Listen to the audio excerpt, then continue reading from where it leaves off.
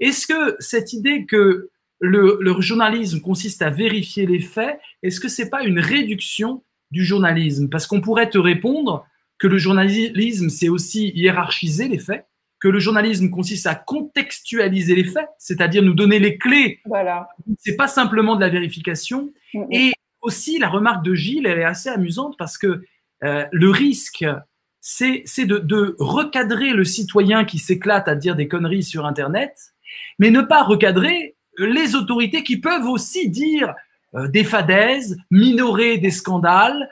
Et on a vu dans cette crise du coronavirus que quand même, la parole gouvernementale, pour le moins, elle perd beaucoup de citoyens. Ce que tu essayes de faire, c'est de te rapprocher le plus de la vérité et tu démêles finalement, tu détricotes.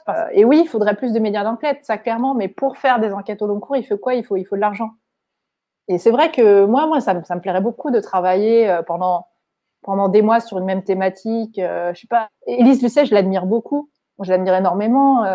Bon, ça plaît, ça déplaît, Cache Investigation, mais je trouve que c'est une émission, par exemple. Voilà, c'est une émission de télé, c'est de l'investigation et ça a levé plein de choses qui n'allaient pas dans notre société.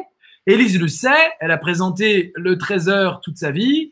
Elle n'a jamais fait une enquête de sa vie. Non, mais parlons franchement. Hein, je veux dire, c'est pas quelqu'un qui est connu pour avoir fait des grandes investigations. C'est pas une enquêtrice. Elle a une équipe et simplement, ils ont décidé de la mettre en avant. C'était une figure populaire. On l'a mis en avant et du coup, ça l'a starisé. Oui, c'est vrai. Tout en voulant critiquer les fake news, tout en concentrant tout votre service à France Télévisions à décrypter les fake news, mine de rien, vous donnent une raison d'exister, une raison de vivre.